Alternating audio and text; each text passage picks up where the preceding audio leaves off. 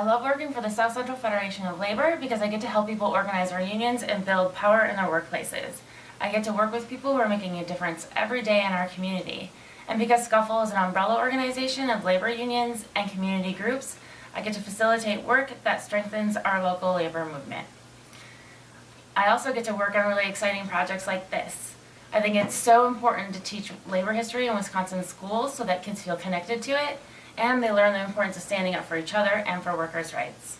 It is so inspiring that Professor Sarmiento in this class provides a space for students and labor to work together to create this really exciting resource and meaningful resource for teachers, students, union members, and for all the people of our state. The Wisconsin Labor History Map Project's mission is to inform the public on the contributions of labor in Wisconsin and preserving documents and records of workers and their unions. The South Central Federation of Labor is comprised of about 500 state and local labor councils advocating for social and economic justice to make our communities better for all people. As of now, current curriculum in public school systems does not incorporate any information about unions. Thus, the Wisconsin Labor History Map wants to change that by informing students via this map on the importance of worker unions and their successes in Wisconsin. As a service learning student, I chose to work with the South Central Federation of Labor because I am thinking about going into the education profession. One of the leading teaching unions, the American Federation of Teachers, commonly known as AFT, uses collective bargaining and political activism to advance the rights of our educational community. I want to make sure that when I enter this profession, both my rights and my students' rights are being protected and we are being treated fairly. I think one of the big issues with unions is that many students and people are not educated on the importance of unions.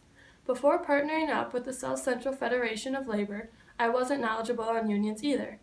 I didn't really understand them and understand why they are so important.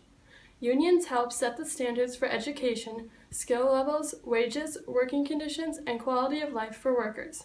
They benefit all people in all positions. That is why it is so important to inform the public, especially the youth, on the importance of unions.